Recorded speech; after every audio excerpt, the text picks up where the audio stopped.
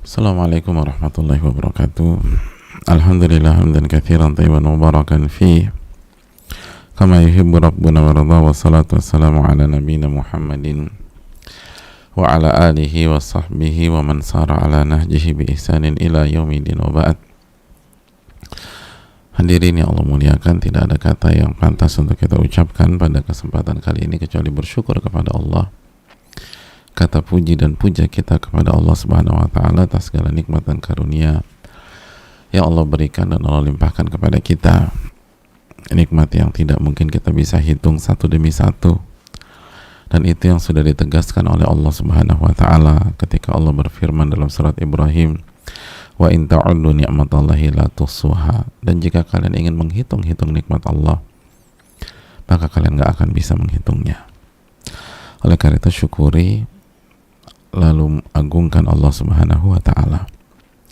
Sebagaimana salawat dan salam semoga senantiasa tercurahkan kepada junjungan kita, uswah hasanah kita, Nabi kita Muhammadin sallallahu alaihi wasallam, beserta para keluarga, para sahabat dan orang-orang yang istiqomah berjalan di bawah naungan sunnah beliau sampai hari kiamat kelak.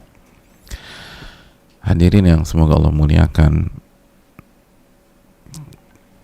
kita harus terus bersyukur kepada Allah, karena Allah bukan hanya memberikan kesempatan kita untuk belajar, tapi Allah memberikan kesempatan kita belajar dari salah satu yang terbaik, dengan salah satu buku terbaik, Riyadhus Shalihin, dan dengan salah satu ulama terbaik, yaitu Al-Imam Yahya bin Sharaf, atau biasa dikenal dengan nama Al-Imam An-Nawawi rahimahullahu ta'ala. Dan belajar dari yang terbaik itu selalu luar biasa, selalu menarik, selalu indah, dan selalu memberikan kita hal-hal yang tidak pernah dipikirkan sebelumnya atau tidak diketahui oleh mayoritas orang. Maka itu mereka menjadi yang terbaik tentu saja, karena mereka berbeda dengan konotasi yang positif.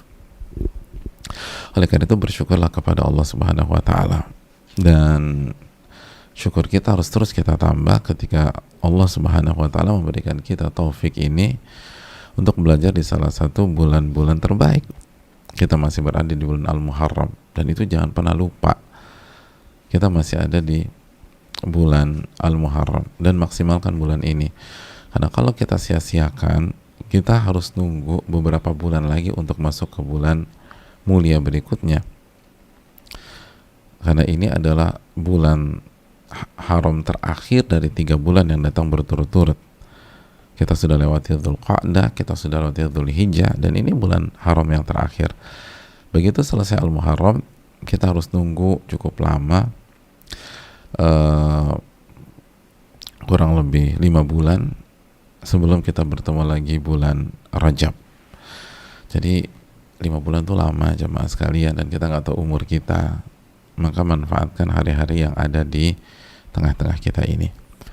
Setiap amal ibadah dilipat gandakan, sebagaimana setiap dosa pun dilipat gandakan. Perbanyak amal soleh, perbanyak ibadah, dan salah satunya adalah menuntut ilmu. Hadirin Allah muliakan, sekali lagi selanjutnya salawat beriring salam semoga senantiasa kita selalu tujukan kepada Rasul kita, Nabi kita, Sayyidina Muhammadin sallallahu alaihi wasallam, beserta para keluarga, para sahabat, dan orang-orang yang istiqomah berjalan di bawah naungan sunnah beliau sampai hari kiamat kelak. Hadirin yang Allah muliakan, masih bersama sosok misterius yang tiba-tiba datang ke majelis Nabi sallallahu alaihi wasallam. Lalu penampilannya sangat-sangat menarik perhatian, menyedot perhatian karena bersih banget, rapi sekali, wangi, tapi di waktu yang sama nggak ada satupun orang Madinah yang mengenal diri beliau, sebagaimana testimoni dari Umar bin Khattab radhiyallahu ta'ala. Gaya seperti itu tuh gaya orang baru keluar dari rumahnya terus mandi segala macam, tapi nggak ada yang tahu siapa beliau ini, dan nggak punya rumah di kota Madinah. Oleh karena itu sangat misterius. Lalu sampai ke majelis, duduk di hadapan Nabi SAW. Di hadapan Nabi SAW. Jarang sekali orang asing masuk ke majelis yang diisi oleh orang-orang yang saling mengenal itu tiba-tiba datang duduk di depan langsung. Orang asing biasa duduk di belakang, lihat dulu, wait and see, dipersilahkan, oh ya saya di sini aja. Tapi orang ini tanpa dipersilahkan maju ke depan, bahkan fa'asnada rukbatayhi ila rukbatayhi, beliau tempelkan lutut beliau ke lutut Nabi Shallallahu Alaihi Wasallam dan duduk dengan duduk yang penuh adab. Isyarat duduknya adalah duduk iftirash. Lalu mulai bertanya tentang beberapa hal. Yang pertama, akhbirni anil Islam, tolong jelaskan kepadaku tentang Islam. Lalu Nabi SAW menjawab dengan 5 rukun Islam tersebut. Lalu yang mencengangkan Umar dan para sahabat, diresponlah sama sosok ini, sodakta, benar engkau wahai Muhammad, benar engkau wahai Muhammad. Kata Umar, ajibna lahu yas'aluhu wa yusaddiquh. Kita bingung nih sama ini orang. Dia yang nanya, dia yang jawab sendiri. Dia yang nanya, dia yang membenarkan. Berarti ini orang tahu nih. Karena mereka itu dulu bertanya karena mereka ingin tahu kebenaran dan mengamalkan kebenaran, bukan untuk ngetes, bukan untuk ngetes secara negatif ya, bukan untuk ngedesak, bukan untuk hal-hal yang lain secara negatif. Tapi orang ini beda. Lalu sosok ini bertanya pertanyaan kedua, wa akhbirni anil iman, tolong jelaskan kepadaku apa itu iman. Lalu Nabi SAW sebutkan 6 rukun iman tersebut. 6 rukun iman. Hadirin Allah muliakan, kita akan sejenak di sini dan kita jelaskan sedikit tentang rukun iman dengan segala keterbatasan kita. Hadirin yang semoga Allah muliakan, rukun iman yang ke-6, rukun iman yang 6 tidak asing lagi di tengah-tengah kita. Iman kepada Allah, iman kepada malaikat, iman kepada kitab suci, iman kepada Rasul dan Nabi dan Rasul, lalu iman kepada hari kiamat, serta iman kepada takdir. Yang ingin kita sedikit bahas pada kesempatan kali ini, karena ini masalah besar sekali, masalah sangat fundamental, ini masalah keimanan kita, maka pada kesempatan kali ini kita akan membahas al-qadrul wajib, kadar iman yang wajib dimiliki oleh seorang muslim. Kadar iman yang wajib dimiliki oleh seorang muslim. Jadi ketika dia punya iman dengan kadar ini, maka dia berada di zona aman. Dia mukmin. Di sisi Allah dia mukmin. Di sisi Allah dia mukmin.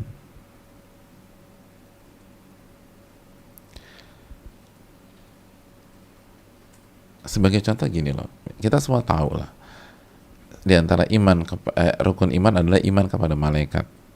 Iman kepada malaikat. Tapi pertanyaannya, berapa orang yang mengetahui dan beriman tentang berbagai macam tugas-tugas malaikat? Tugas-tugas malaikat. Siapa yang tahu misalnya tentang safarah kiramil bararah? Atau siapa yang mengerti tentang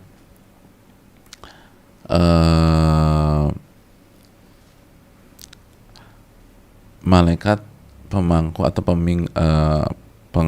pemangku arsy Allah Subhanahu wa taala dan lain-lain. Nah, itu kalau nggak tahu begitu, imannya sah apa enggak? Atau kita tahu iman kepada Nabi dan Rasul, tapi siapa yang tahu detailnya cerita tentang Nabi dan Rasul?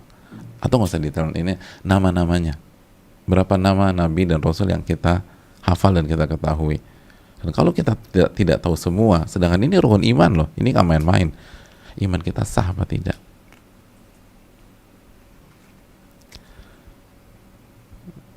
Kita yakin iman kepada hari kiamat, tapi berapa persen dari kita yang tahu detailnya step by stepnya hari kiamat nanti,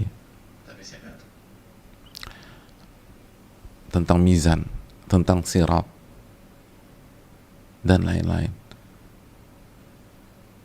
Nah, kalau kita nggak tahu itu, iman kita sah apa tidak? Karena ini berkaitan dengan rukun iman. Oleh karena itu kita harus tahu qadrul wajib, kadar iman yang wajib dimiliki oleh setiap hamba. Yang kalau dia miliki kadar itu, maka dia berada di zona aman keimanan. Artinya imannya sah. Imannya sah. Kan yang penting itu dulu, sebelum kita bicara panjang lebar. Oleh karena itu mari kita melihat keterangan para ulama kita, yang kita ambil dari keterangan salah satu ulama terbaik pada hari ini, Syekh Shalih Al-Syekh hafizahullah ta'ala. Yang pertama, rukun iman kepada Allah, atau iman kepada Allah subhanahu wa ta'ala. Iman kepada Allah subhanahu wa ta'ala. Apa sih kadar wajib iman kepada Allah subhanahu wa ta'ala yang kalau kita yakini maka iman kita sah, kalau enggak maka sebaliknya. Yang pertama kata, atau yang dijelaskan oleh para ulama, kadar wajib iman kepada Allah itu dengan beriman kepada 4 hal. Beriman dengan 4 hal. Yang pertama, an yu'minal abdu bi anna lahu rabban mawjuda.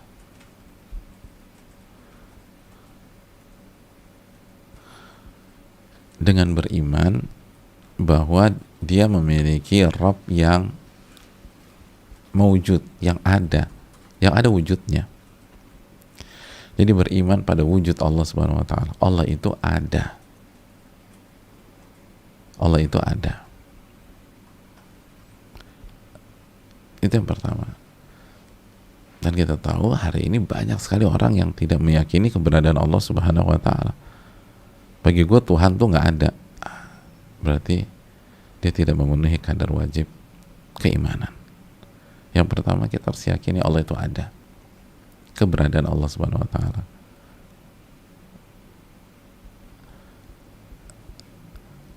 Sangat sederhana, tetapi kita tahu hari ini banyak orang yang terima konsep sederhana ini dengan mengatakan Allah itu nggak ada, Tuhan itu nggak ada, dan seterusnya. Itu yang pertama. Yang kedua, masih iman kepada Allah, beriman pada rububiyah Allah subhanahu wa ta'ala. Kita beriman pada rububiyah Allah subhanahu wa ta'ala. Artinya apa? Rububiyah itu kita beriman dengan apa yang Allah kerjakan. Allah yang menghidupkan, Allah yang mewafatkan dan mematikan, Allah yang mengatur alam semesta ini. Atau yang biasa kita kenal dengan tauhid rububiyah, yaitu mengesahkan Allah dalam perbuatan-perbuatan Allah subhanahu wa ta'ala, dalam perbuatan-perbuatan Allah. Jadi kita yakini Allah itu berbuat, dan itu dikembalikan kepada Al-Quranul Karim dan Sunnah Nabi SAW yang sahihah. Jadi beriman dengan rububiyah, dengan perbuatan-perbuatan Allah. Oleh Allah mengatur alam semesta, oleh memberikan rizki, oleh mewafatkan, dan lain-lain. Yang ketiga, kita beriman dengan, dan yang kedua jelas ya, artinya kalau mau cek dalil banyak banget dalilnya. Dalil yang paling gampang adalah surat Al-Fatihah itu, Alhamdulillahi Rabbil Alamin. Segala puji bagi Allah, Rabbnya alam semesta. Allah yang menciptakan, Allah yang memiliki, Allah yang mengatur, dan sebagainya. Jadi Rabb, rububiyah. Yang ketiga, kita beriman dengan nama-nama dan sifat-sifat Allah yang maha sempurna.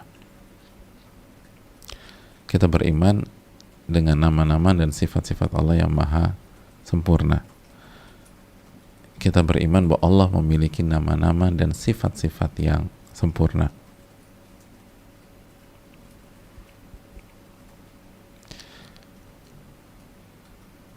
Baik nama, dan kita bisa nama-nama itu di dalam Al-Quranul Karim dan sunnah-sunnah Nabi yang sahih.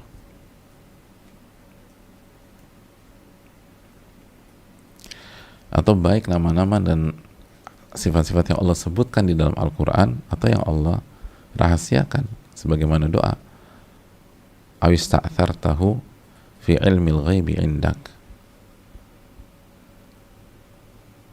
atau nama yang engkau rahasiakan di dalam ilmu gaibmu ya Allah. Jadi kita meyakini bahwa Allah memiliki nama-nama dan sifat-sifat yang maha sempurna. Dan ini yang dikatakan oleh Allah Subhanahu wa taala dalam firman-Nya, walillahil asmaul husna fad'uuhu biha, dalam surat Al-A'raf ayat 180. Walillahil asmaul husna fad'uuhu biha. Dan Allah memiliki nama-nama yang husna, yang terbaik, yang terindah. Fad'uuhu biha. Maka berdoalah kepada Allah dengan menyebut nama-nama yang sangat indah tersebut, yang sangat baik itu. Wadharul ladzina yulhiduna fi asma'ih. Dan tinggalkanlah orang-orang yang menyimpang dari kebenaran dalam nama-nama Allah tersebut. Lihat, Allah katakan ada yang menyimpang dari kebenaran ketika berbicara dan meyakini nama-nama Allah Subhanahu wa taala. Sayajzauna ma kanu ya'malun, karena mereka akan mendapatkan balasan dari apa yang mereka kerjakan. Jadi Allah mengatakan walillahil asmaul husna fad'uuhu biha wadharul ladzina yulhiduna fi asma'i.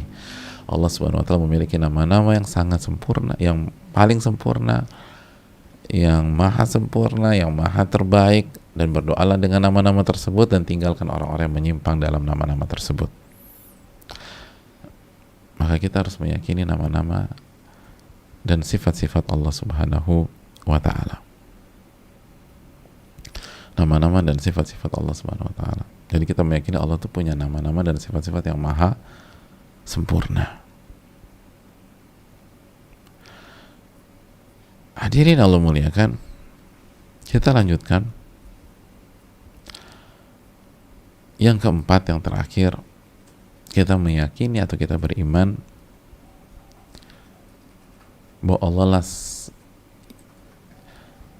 satu-satunya yang berhak diibadahi.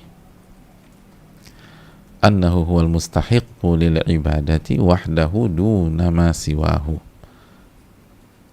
Hanya Allah yang berhak diibadahi, dan selainnya tidak ada yang bisa atau tidak ada yang boleh diibadahi.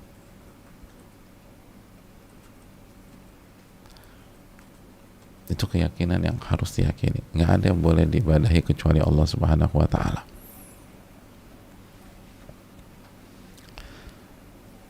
Nah, hadirin Allah muliakan,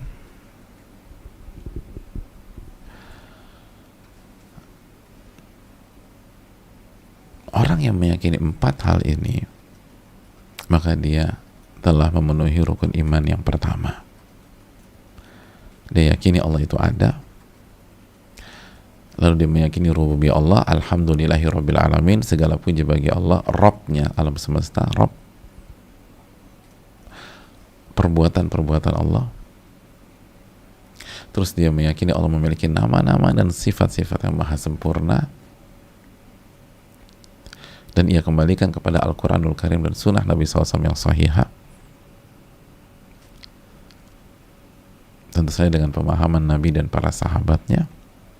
Lalu yang keempat, dia meyakini bahwa hanya Allah yang berhak diibadahi, yang berhak diibadahi. Maka ini adalah kadar wajib beriman kepada Allah Subhanahu wa taala di rukun iman yang pertama.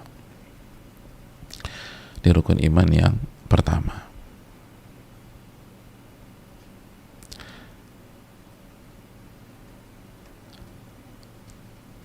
Kita lanjutkan ke rukun iman yang kedua. Rukun iman yang kedua adalah iman kepada malaikat.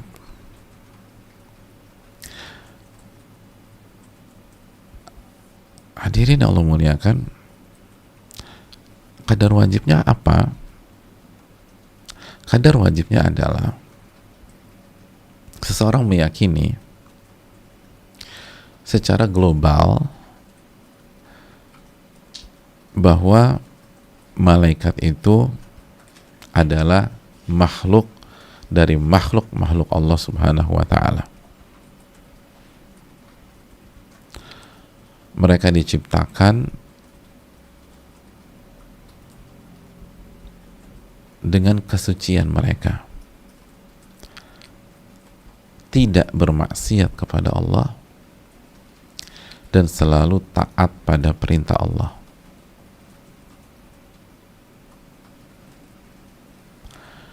Mereka adalah hamba Allah dan bukan sesembahan yang diibadahi.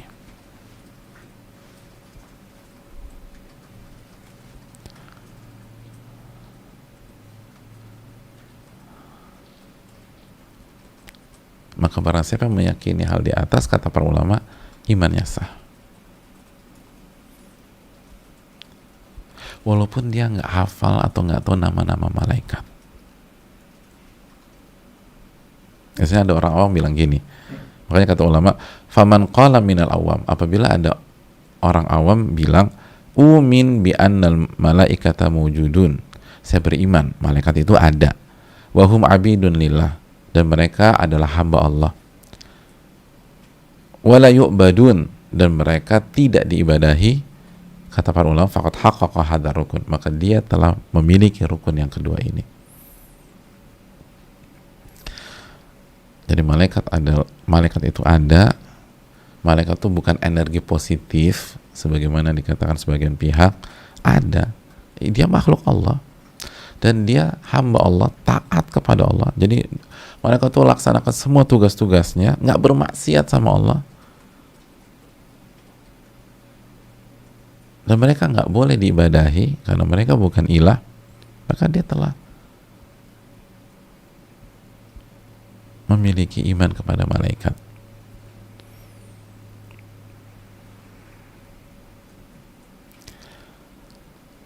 Hadirin Allah muliakan. Adapun perincian atau iman secara mendetail atau iman secara perincian, yaitu beriman kepada seluruh yang disampaikan oleh Allah Subhanahu wa taala di dalam Al-Qur'an dan yang disampaikan oleh Nabi SAW dalam sunnah tentang kondisi dan keadaan malaikat-malaikatnya, malaikat-malaikat Allah, lalu tentang sifat-sifat malaikat tersebut, lalu bentuknya dan penciptaannya secara detail, sayapnya dan lain sebagainya, kelebihan-kelebihannya, lalu apa tugas-tugasnya, job desk-nya, kepentingan-kepentingannya. Maka ini kata para ulama, wa hadza imanun tafsili, ini adalah iman secara detail. Yalzamul abdal imana bihi idza alima an-nassa fi dzalik, wajib diimani oleh seorang hamba jika dia mengetahui dalil tentang hal tersebut. Jadi wajib diimani seorang hamba jika ilmunya sudah sampai. Fa idza alima an-nassa wajaba alaihi al-imanu bih. Kalau dia sudah tahu dalilnya, nasnya, maka dia wajib beriman terhadap hal yang detail tersebut. Amma man lam yasil ilaihi nas, adapun ketika seorang belum sampai atau belum dapat dalilnya atau belum sampai padanya dalil tentang itu, fa innahu la yakunu naqidan li imanihi bil malaikah, maka ketidaktahuannya otomatis kan dia belum meyakini yang detail-detail seperti itu karena dia nggak tahu dalilnya, maka ini tidak menggugurkan imannya kepada malaikat. Kenapa? Karena dia sudah beriman secara global atau secara kadar wajib yang tadi kita sebutkan di atas. Maka beriman secara terperinci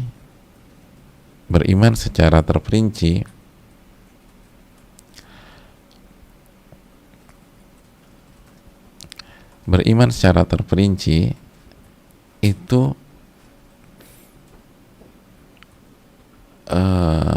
berbeda-beda tergantung ilmu seorang hamba tentang hal tersebut, tentang dunia malaikat. Jadi ilmu secara terperinci itu tergantung, atau iman secara terperinci itu tergantung ilmu masing-masing kita tentang dunia malaikat tersebut. Tentu saja semakin banyak ilmunya, iman secara terperinci semakin dalam dan semakin sempurna. Sama seperti iman kepada Allah, semakin kita punya ilmu secara dalam tentang nama-nama Allah dan sifat-sifat Allah gitu ya, maka iman kita kepada Allah semakin dalam dan semakin sempurna. Tapi agar sah, itu yang tadi kita bahas, itu yang kita bahas jamaah sekalian. Oleh karena itu jamaah yang Allah muliakan, iman kepada malaikat sebagaimana yang kita jelaskan tadi. Jadi ada orang nggak tahu tugas-tugas malaikat, nggak tahu nama-namanya secara banyak, tapi dia beriman malaikat itu ada. Saya yakin malaikat ada. Malaikat bukan energi positif, malaikat itu real, tapi saya nggak bisa. Dia diciptakan dengan cahaya dan sebagainya, lalu dia makhluk Allah, dia bukan sesembahan, maka dia beriman kepada malaikat tersebut. Detailnya dikembalikan ke sejauh mana ilmu seseorang itu dan seberapa semangat dia belajar. Dan semakin dia punya ilmu, imannya semakin mendetail, dan semakin imannya semakin mendetail, kualitasnya semakin bagus.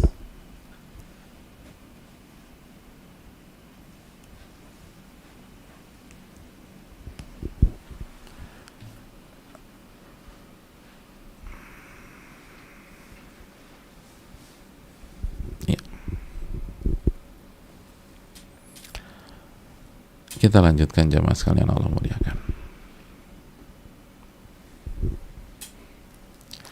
Yang ketiga,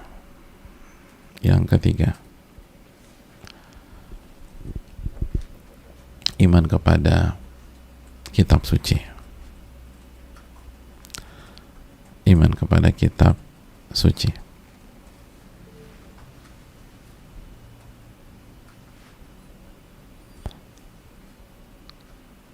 Hadirin Allah muliakan, apa kadar wajib dari iman kepada kitab suci? Yaitu beriman annallah anzala kutuban ma'a rusulihi ila khalqihi. Seseorang itu beriman bahwa Allah menurunkan kitab suci bersama rasulnya yang Allah utus kepada makhluknya. Dan Allah jadikan kitab dalam kitab suci itu petunjuk, cahaya dan keterangan dan segala sesuatu yang membuat hambanya menjadi baik dan soleh. Dan di antara kitab suci itu adalah Al-Quranul Karim, yang merupakan firman Allah Subhanahu wa ta'ala. Wa anna hadhil kutuba allati unzilat ma'a rusul kullaha haqqun. Dan seluruh kitab suci itu yang Allah turunkan bersama dengan Allah utus seorang rasul, semuanya adalah kebenaran. Semuanya adalah kebenaran. Di annaha min indillah. Karena kitab suci itu berasal dari sisi Allah. Wallahu wal haqqul mubayyin, atau huwal haqqul mubin, dan Allah lah kebenaran yang sangat jelas tersebut. Dan segala sesuatu yang berasal dari yang maha benar, al-haq, maka dia adalah benar. Dan hamba itu harus yakin dengan yakin yang sempurna. Itu. Jadi kadar wajib beriman kepada kitab suci adalah kita yakin bahwa Allah turunkan kitab suci kepada para rasulnya yang Allah utus kepada manusia, kepada makhluknya, dan di dalam kitab suci itu ada petunjuk, ada cahaya, ada keterangan, dan ada segala hal yang membuat seseorang itu baik, soleh, dan bertakwa kepada Allah. Dan di antara kitab suci itu adalah Al-Quran, dan Al-Quran adalah firman Allah Subhanahu wa ta'ala, dan semuanya benar. Kecuali jika dirubah oleh tangan-tangan manusia, kita tahu bersama. Tapi pada saat diturunkan itu kepada para nabi itu benar semua. Pada saat diturunkan kepada para nabi dan rasul tersebut. Nah, itulah kadar wajibnya. Kadar wajibnya. Oleh karena itu, jika seorang orang awam beriman, pokoknya Allah punya kitab suci yang Allah turunkan kepada Rasulnya, dan di dalamnya ada petunjuk, hidayah, dan cahaya, dan semuanya benar ketika Allah turunkan kepada para nabinya. Terus dicek, ayo saya mau tanya, kitab sucinya Nabi Daud apa? Saya nggak tahu. Maka sah apa tidak imannya? Sah. Walaupun dia nggak tahu secara detail, dia tidak tahu secara detail. Tapi kalau dia yakin secara global seperti itu, aku nggak tahu, tapi saya yakin kitab suci itu ada dan pasti benar pada saat Allah turunkan itu, karena diturunkan dari yang maha benar dan pasti itu benar juga, maka imannya sah. Adapun iman secara detail, mari kita simak. Fayu'min imanan khasan, yaitu seorang hamba beriman secara terperinci bahwa Al-Quran adalah akhir atau kitab suci yang terakhir tersebut, dan Al-Quran adalah firman Allah, darinya semua dimulai dan darinya semua dikembalikan, dan Al-Quran adalah hujjah Allah atas manusia sampai hari kiamat, dan Al-Quran yang menghapus seluruh risalah dan kitab-kitab suci sebelumnya, dan Al-Quran adalah hujjah Allah yang terus eksis di tengah-tengah manusia.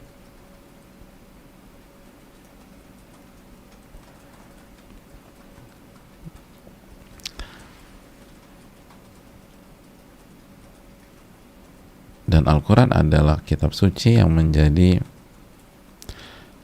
hakim atas kitab-kitab suci sebelumnya. Artinya kalau sesuai dengan Al-Quran maka benar, kalau tidak, tidak. Kan yang terjaga dari, atau terjaga secara keautentikan, dan dia datang terakhir. Dan kita wajib membenarkan seluruh berita yang ada di dalam Al-Quranul Karim, dan wajib menerima seluruh hukum-hukum yang ada di dalam Al-Quranul Karim. Dan barang siapa yang berhukum dengan selain Al-Quran, maka dia berhukum dengan hawa nafsunya dan tidak berhukum dengan apa yang Allah turunkan. Lalu beriman dengan seluruh kitab-kitab yang sebelumnya, Taurat kepada Nabi Musa, Injil kepada Nabi Isa, Zabur kepada Nabi Daud, Suhufnya Nabi Ibrahim, Suhufnya Nabi Musa, dan lain-lain. Kita beriman Allah turunkan Taurat tadi kepada Nabi Musa, kepada Nabi Isa, dan seluruh hal tersebut itu terperinci.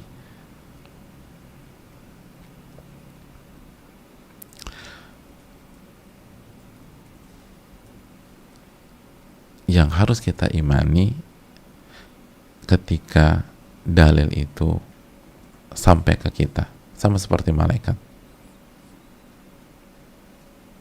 Jadi contohnya gini, kata para ulama, qad yaqulu qad ana la a'rif at-Taurah, saya nggak tahu kitab suci Taurat, aw la a'rif al-Injil, atau ada yang mengatakan saya nggak ngerti Injil. Fa idza urrifa wajaba 'alaihi al-iman, lalu setelah dijelaskan Taurat tuh kitab sucinya Nabi Musa loh, Injil itu kitab sucinya Nabi Isa, maka dia wajib beriman dengan itu. Jadi dia beriman jika dia sudah tahu ilmunya, dan kalau dia nggak pernah tahu ilmunya, ya sudah. Apakah membatalkan keimanannya? Tidak, selama dia beriman secara global bahwa Allah menurunkan kitab suci kepada Rasulnya. Jadi contoh misalnya ada orang baru masuk Islam, gitu. Maka biar sah dulu imannya, biar masuk zona aman, dia yakini bahwa Allah menurunkan kitab suci kepada Rasul-Rasulnya. Apa namanya? Saya nggak tahu. Saya baru masuk Islam tadi pagi misalnya. Sah nggak? Sah, jelas. Lalu dia belajar. Dan semakin dia tahu lebih detail, semakin tinggi imannya. Semakin tinggi kedudukannya. Sama, semakin dia belajar tentang malaikat secara lebih detail, maka semakin tinggi imannya. Semakin dia mempelajari tentang Allah secara lebih detail sesuai dengan dalil, maka semakin tinggi imannya. Tapi kadar wajib adalah kita sampaikan. Kita lanjutkan. Iman kepada Nabi dan Rasul. Apa kadar wajibnya? Fa idza amana al-'abdu bi anna Allah arsala rusula. Apabila seorang hamba beriman bahwa Allah mengutus rasul-rasulnya, yad'u aqwamahum ila tauhid, yang mengajak kaum-kaum mereka untuk beriman dan bertauhid, wa annahum ballagu ma umiru bih, dan mereka telah menyampaikan apa yang diperintahkan dan diamanatkan kepada mereka. Jadi mereka tuh amanat, nyampein, nggak ditutup-tutupin, tapi mereka sampaikan. Wa ayyadahumullahu bil mu'jizat wal barahin wal ayati dalla ala sidqihim, dan Allah mendukung mereka dengan memberikan mukjizat, memberikan bukti dan ayat-ayat yang menunjukkan bahwa mereka itu benar.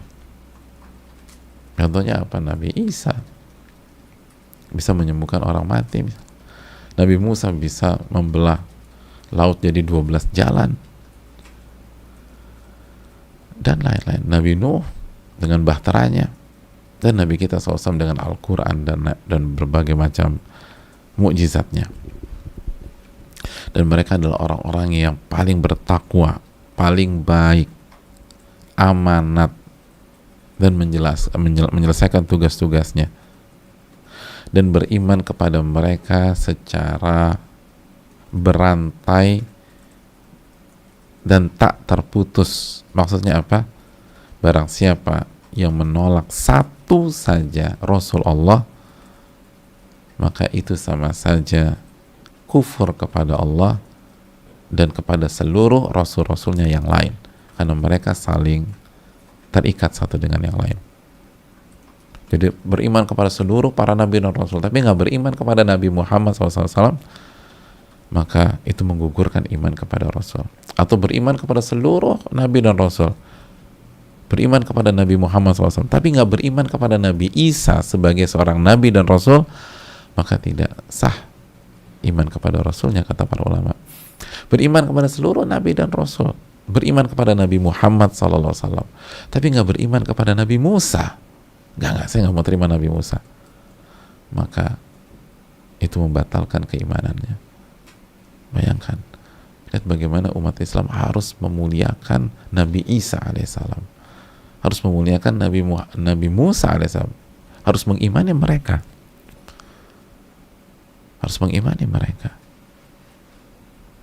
sebagai seorang nabi dan rasul, sebagai seorang nabi dan rasul. Oleh karena itu, hadirin yang Allah muliakan, itu hal yang perlu kita, jadi kita nggak boleh, nggak aku mau beriman kepada Nabi Muhammad aja deh, nggak bisa, tidak bisa, harus semuanya. Tapi saya beriman kepada seluruh para nabi dan rasul yang Allah utus, aku beriman kepada semua, tapi satu aja aku nggak suka, nggak bisa, tidak bisa. Makanya Allah berfirman dalam surat Asy-Syu'ara, surat ke-26 ayat ke-105, kadzabat qaumu Nuhinil mursalin, kaumnya Nabi Nuh telah mendustakan seluruh para rasul. Asy-Syu'ara ayat 105, kaum Nabi Nuh mendustakan seluruh para rasul atau rasul Allah. Padahal kita tahu secara sederhana, yang didustakan kaum Nabi Nuh berapa nabi, berapa rasul? Satu aja. Siapa? Nabi Nuh. Emangnya Nabi Musa, Nabi Isa udah ada pada saat itu? Emangnya Nabi Muhammad SAW udah ada pada saat itu? Kan yang didustakan yang didustakan oleh kaumnya Nabi Nuh hanya Nabi Nuh aja.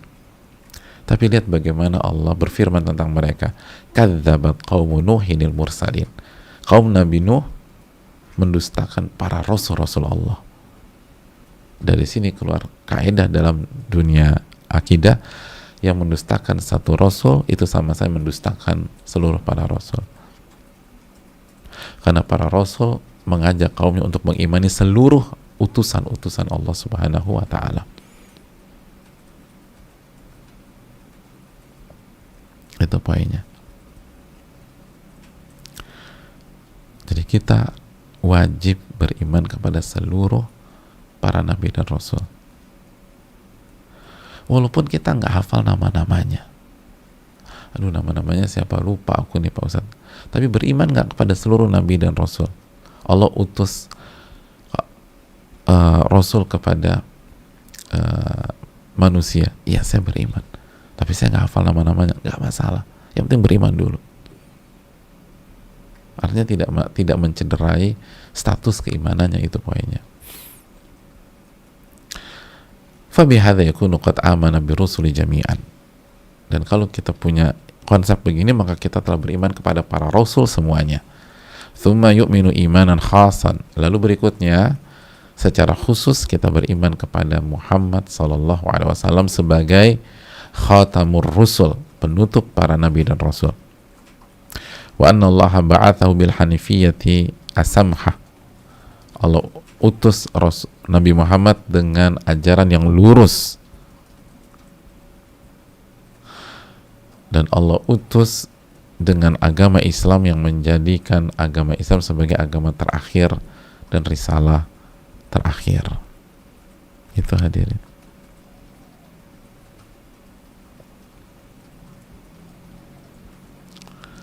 Adapun secara iman secara detail, maksudnya apa sih? Iman secara detail itu beriman kepada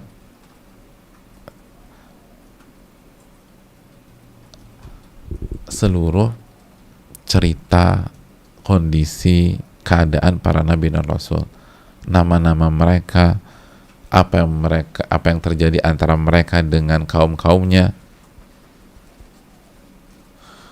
Maka ini bukan kadar wajib, tapi kita wajib beriman begitu ilmunya sampai, ayatnya sampai atau hadisnya sampai.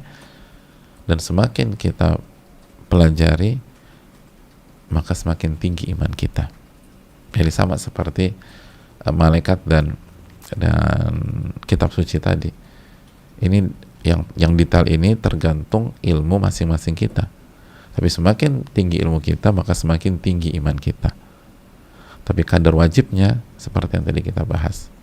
Sekali lagi, kadar wajibnya adalah kita beriman bahwa Allah Subhanahu wa taala mengutus para nabi dan rasul, mengajak kaumnya kepada tauhid, kepada iman, dan mereka amanat dalam tugas-tugas mereka, dan mereka didukung oleh Allah dengan mukjizat, dengan keterangan, dengan ayat yang menjelaskan kebenaran mereka. Dan kita wajib beriman kepada seluruh nabi dan rasul. Ingat, seluruh para nabi dan rasul. Nggak boleh mengingkari atau mendustakan satu saja. Nggak boleh. Nggak boleh menolak Nabi Isa alaihissalam. Nggak boleh menolak Nabi Musa alaihissalam. Seluruh. Lalu kita beriman kepada Nabi Muhammad SAW secara khusus sebagai penutup para nabi dan rasul. Wallahu ta'ala bisawab. Ya. Berikutnya, iman kepada hari kiamat. Apa kadar wajibnya? Kadar wajibnya adalah beriman tanpa ada keraguan bahwa akan ada sebuah hari di mana manusia akan dikembalikan dan dibangkitkan dari kubur mereka untuk dihisap atas apa yang mereka perbuat, dan akan diganjar sesuai dengan apa yang mereka lakukan. Orang baik akan diberikan kebaikan dan orang buruk akan merasakan keburukannya.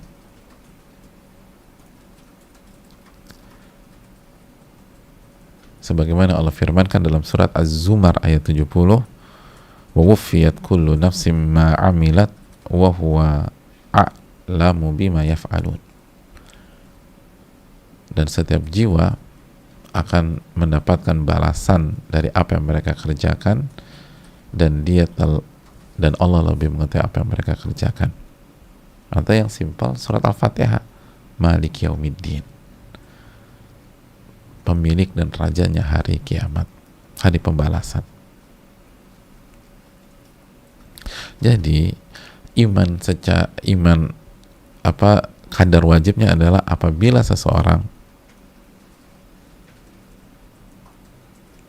mengatakan, saya meyakini bahwa manusia akan dibangkitkan dan akan mempertanggungjawabkan perbuatannya, maka imannya sah. Walaupun dia nggak tahu detailnya hari kiamat kayak apa, nggak tahu. Nabi bersabda akan dibangkitkan dalam kondisi tidak berbusana, terus matahari jaraknya dekat, lalu ada tentang hadis syafaat dan seterusnya. Kalau dia beriman secara global, maka imannya sah. Makanya falau sa'alta ahadan qulta lahu, apabila Anda bertanya kepada seseorang lalu tanya sama dia, hal thamma yaumun akhir ya'udu fin nas, apakah ada yang namanya hari pembalasan, hari kiamat di mana manusia akan dibangkitkan dan dikembalikan? Lalu dia jawab, bila syakka hunaka yaumul qiyamah yub'atsu fihin nas wa yahasabun. Kata orang tersebut, enggak diragukan lagi akan ada hari kiamat di mana manusia dibangkitkan dan akan dihisap dan akan ada banyak kejadian. Wasakat. Lalu diam, titik. Dia nggak bisa jelasin yang lain. Udah diam aja udah. Terus apa lagi? Nggak tahu. Ilmu saya cuma sampai situ. Tapi saya yakin akan dibangkitkan dan akan dihisap dan akan diganjar. Detailnya. Bisa cerita tentang surga nggak? Saya nggak tahu. Bisa bicara tentang neraka. Saya nggak ngerti tentang kondisi di neraka. Udah dia berhenti sampai situ aja. Kata ulama, fayakunu bihadza qad haqqaqa rukna. dia telah memenuhi rukun iman kepada hari kiamat. Rukun iman kepada hari kiamat. Imannya sah. Imannya sah. Walaupun dia nggak tahu apa-apa. Adapun iman secara detail yang dikembalikan kepada ilmu di dalam Al-Quran dan Sunnah tentang bagaimana kondisi kubur, tentang azab kubur, nikmat kubur, lalu kondisi pada hari kiamat, tentang haud, tentang telaga Nabi SAW, tentang mizan, tentang timbangan, tentang suhuf, tentang buku catatan amal kita, wassirat, tentang jembatan yang jembatan pada hari kiamat, sirat, dan kondisi manusia pada hari tersebut, dan bagaimana manusia melewati sirat, dan siapa yang pertama kali masuk surga, siapa yang terakhir dikeluarkan dari neraka misalnya, dan bagaimana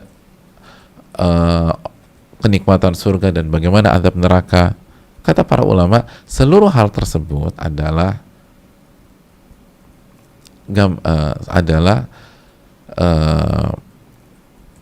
iman secara terperinci. La yajibul imanu biha ala kulli ahad illa man alimaha minan nusus. Tidak wajib diimani oleh setiap orang kecuali, belum selesai loh, kecuali orang yang sudah mendapatkan dalilnya, maka dia wajib beriman pada saat itu. Fa innahu yajibu 'alil imanu bima alim. Seperti tadi, dia baru wajib beriman ketika ilmunya sudah sampai, dalilnya sudah sampai.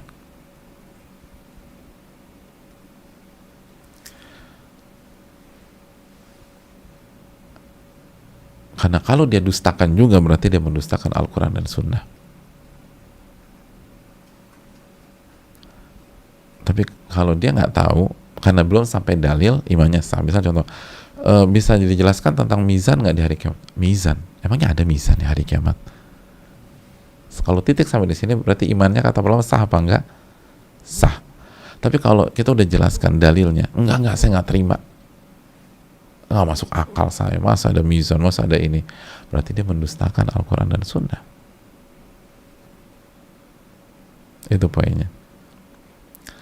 Oleh karena itu, kadar wajibnya apa? Yakin bahwa ada hari di mana kita dibangkitkan, dihisap, dan diganjar. Itu simpel, 3. Selebihnya perincian dan dikembalikan ke ilmu masing-masing, dan semakin banyak ilmunya, semakin tinggi imannya. Jadi ini bukan membuat kita malas, justru semakin buat kita semangat. Tapi kita tahu nih kadar wajibnya apa. Yang penting masuk zona aman dulu. Habis itu tingkatkan ilmu kita, karena dengan meningkatkan ilmu kita, iman kita pun semakin tinggi. Iman kita semakin tinggi. Yang terakhir, iman kepada takdir. Iman kepada takdir. Iman kepada takdir, kadar wajib adalah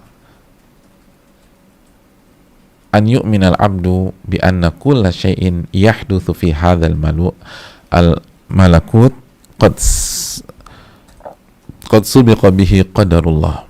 Yaitu dengan berimannya seorang hamba, apa yang terjadi di alam semesta ini telah didahului oleh takdir Allah Subhanahu wa taala. Atau qad sabaqa bihi qadarullah, sabaqa bihi qadarullah, telah didahului oleh takdir Allah Subhanahu wa taala. Wa anna Allah alimun bihadil ahwal. Dia beriman bahwa Allah mengetahui seluruh kondisi yang ada di alam semesta. Wa tafsilatiha bi khalqihi. Dan Allah tahu seluruh hal-hal detail tentang hamba-hambanya sebelum Allah ciptakan mereka. Sebelum Allah ciptakan mereka. Wa kataba dzalika, dan Allah catat hal itu semua. Catat. Allah tulis di Lauhil Mahfuz. Allah tulis semuanya. fa idza amana anna kulla syai'in qad sabaqa bihi qadarullah fayakunu haqqaqa hadzal rukun. Maka barang siapa yang beriman bahwa seluruh yang terjadi didahului oleh takdir Allah, jadi semuanya ini takdir Allah dan Allah tahu dan Allah catat, maka ia telah memenuhi rukun iman yang keenam. Memenuhi rukun iman yang keenam. Rukun iman yang keenam. Ya, semuanya telah ditakdirkan. Kalau bahasa kita, semua ini sudah ditakdirkan dan Allah Maha tahu dan Allah telah mencatat. Udah. Maka kita beriman kepada takdir. Beriman kepada takdir. Adapun iman secara terperinci adalah beriman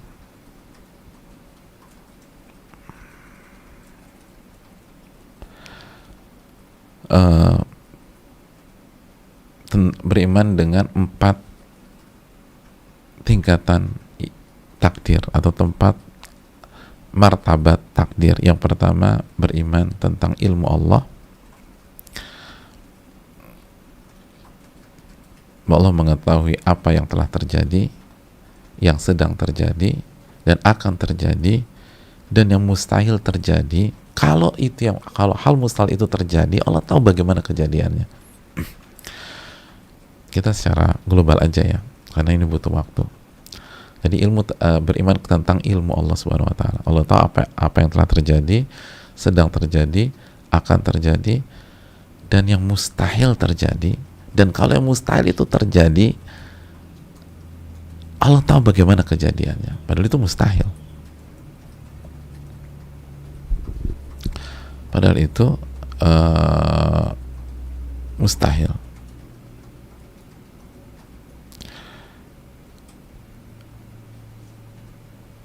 Hadirin Allah muliakan,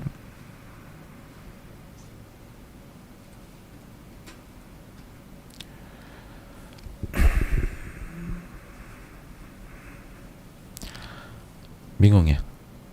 Nggak bingung kan, sebelum terjadi, setelah terjadi, akan terjadi, yang mustahil terjadi. Dan kalau mustahil itu terjadi kejadian, Allah tahu bagaimana kejadiannya. Sama kayak gini loh, contohnya simpel, surat Al-Mu'minun ayat 100 misalnya, ketika orang-orang yang fasik, yang nggak beriman, minta dikembalikan ke dunia. Apa kata mereka dalam ayat ke-100? La'alli a'malu salihan fima taraktu, agar aku bisa mengerjakan amal soleh yang selama ini aku nggak kerjakan.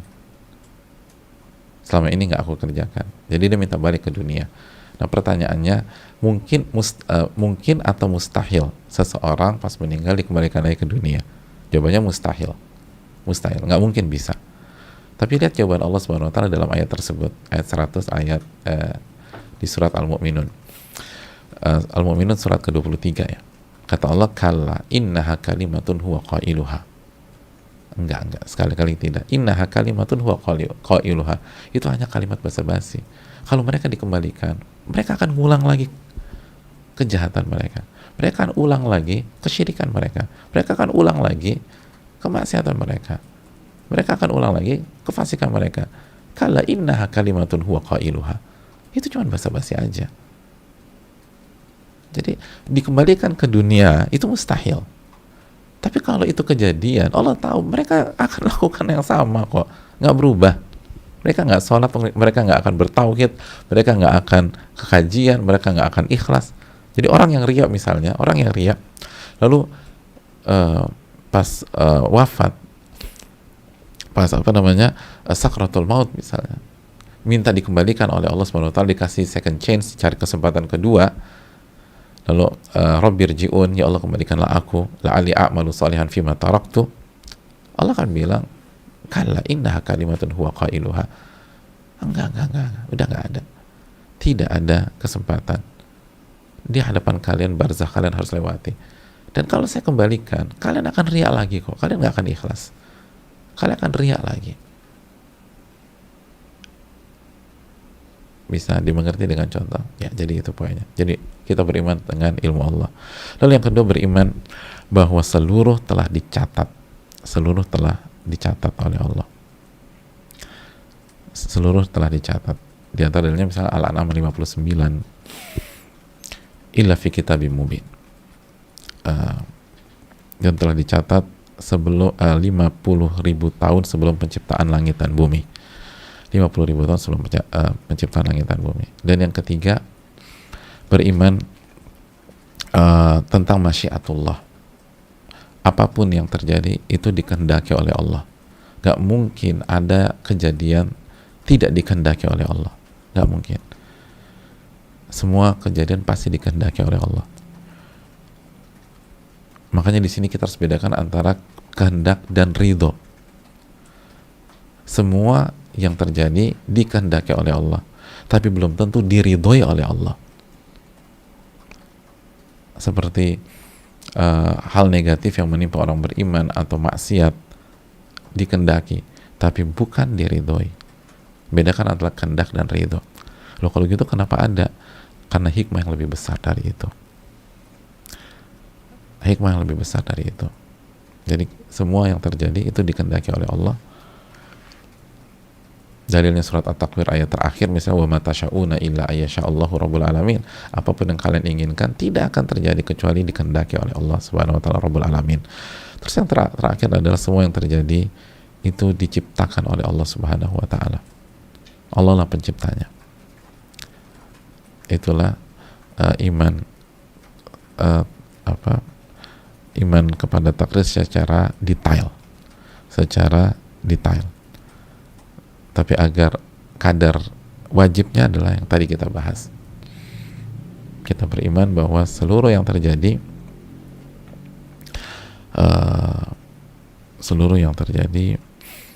itu terjadi telah didahului oleh takdir Allah. Allah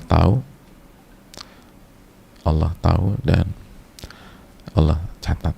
Udah, sederhana. Itulah rukun iman. Kita sudah tahu kadar-kadar wajibnya, jaga kadar wajibnya, pastikan kita di zona aman keimanan. Baru setelah itu jamaah terus belajar sehingga iman kita semakin tinggi. Dan kita terakhir, kita harus berusaha meraih manisnya iman. Manisnya iman itu penting.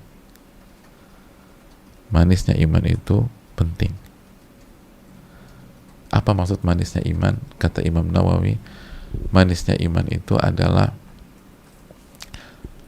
rasa nikmat dan lezat ketika mengerjakan ketaatan dan ibadah. Itu makom tinggi sekali jamaah.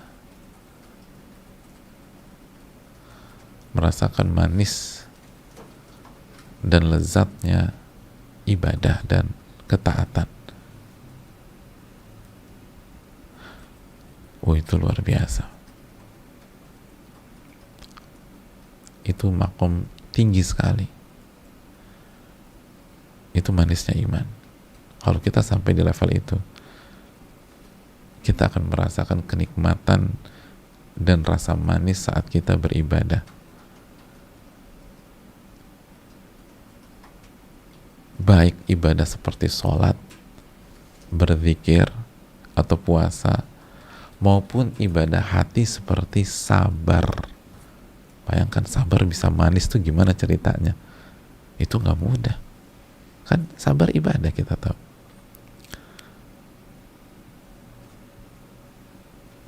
Itu gak mudah. Imam Zahabi itu membawakan ucapan Ahmad bin Harb. Al-Imam Ahmad bin Harb, kata beliau, abadtullaha khamsina sana fama wajatu halawatal ibadah. Aku itu udah beribadah kepada Allah 50 tahun, tapi aku belum merasakan rasa manisnya ibadah. sampai saya melakukan 3 hal. Sampai saya melakukan 3 hal.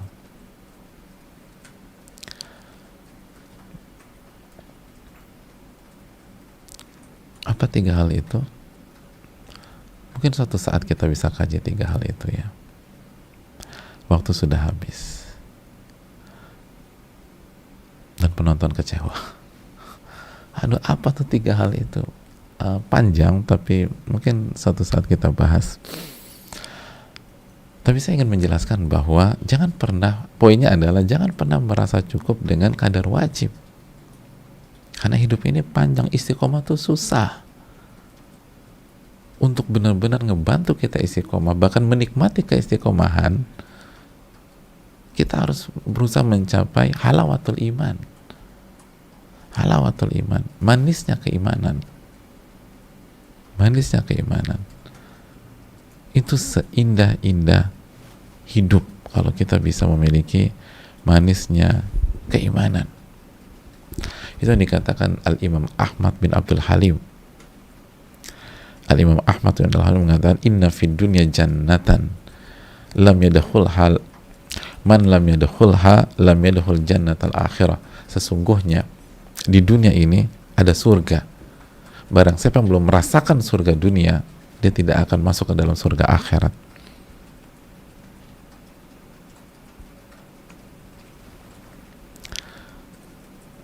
Dan surga dunia ini adalah manisnya iman. Sebagaimana dijelaskan sebagian para ulama, kelezatan beriman kepada Allah Subhanahu wa taala itu yang dimiliki para sahabat. Bilal itu orang bisa disiksa segala macam, gak ada komen sama sekali, hanya bilang ahadul ahad, gak ada keluhan, gak ada curhatan, gak ada down, gak ada air mata. Subhanallah, dihabisi. Coba kita tahu Bilal psikisnya dijatuhkan, fisiknya disiksa, cuma bilang ahadul ahad. Kata sebagian para ulama, beliau merasakan manisnya iman, merasakan manisnya kesabaran, lezatnya kesabaran itu udah sampai dan sudah masuk dan merasuki Bilal. Maka beliau hanya mengatakan ahadul ahad. Disuruh kufur, disuruh mencela Nabi, ahadul ahad, Allah yang esa, Allah yang esa. Udah nggak ada buat status, nggak ada curcol, nggak ada ngeluh, nggak ada cari angin, nggak ada sedih. Bilal yang secara fisik nggak dianggap oleh manusia, yang secara status hanya seorang budak pada saat itu. Tapi lihat bagaimana ketika merasakan manisnya iman. Kenapa kita baru dapat beberapa masalah langsung goncang, langsung jatuh, langsung terpuruk? Karena kita belum merasakan manisnya iman. Betul, mungkin sudah sampai kadar wajib keimanan, tapi manisnya iman itu yang perlu kita kejar, jamaah. Itu yang harus kita kejar. Dan gak mudah. Itu tadi saya kasih bocoran bagaimana para ulama berjuang. Ini bukan perjuangan 1-2 tahun. Ulama berjuang puluhan tahun untuk untuk bisa mendapatkan puncak seperti ini, untuk bisa stabil seperti itu, untuk bisa konsisten merasakan manisnya iman. Kalau orang-orang seperti itu puluhan tahun, mungkinkah kita yang dengan segala berbagai macam dosa-dosa kita, nggak kejelasan kita, ilmu kita minim, bisa dapat itu dalam hitungan bulan setelah berhijrah 1-2 tahun? Mungkin dapat, tapi hilang lagi, nggak konsisten, nggak stabil.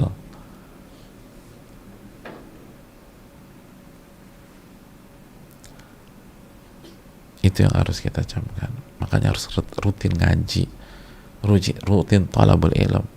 Man thabata nabat, kata Nabi. Kata para ulama, barang siapa yang konsisten di satu titik, dia akan tumbuh. Gak bisa ngaji pas lagi ada waktu kosong aja, pas lagi ini, gak akan bisa. Mungkinkah kita jadi pakar matematik kalau belajar matematik pas lagi ada waktu kosong? Mungkinkah kita jadi pakar fisika kalau belajar fisikanya pas lagi ada waktu kosong? Mungkinkah kita menjadi pakar masakan gitu ya, kalau yang jago masak segala macam, kalau belajar masaknya hanya pas waktu kosong aja dan nggak jelas tuh kapan waktu kosongnya. Lalu kita ingin punya keimanan yang kuat, lalu kita siram, kita tumbuhkan pas waktu kosong saja, nggak bisa. Allah berfirman dalam surat Al-Anfal ayat 2, alladzina innamal mu'minuna alladzina idza dzukirallahu wajilat qulubuhum wa idza tuliyat alaihim ayatuhu zadatum imana. Orang-orang beriman adalah orang-orang yang apabila dibacakan apabila disebutkan nama Allah, hatinya bergetar, dan apabila dibacakan ayat-ayat Allah, imannya bertambah.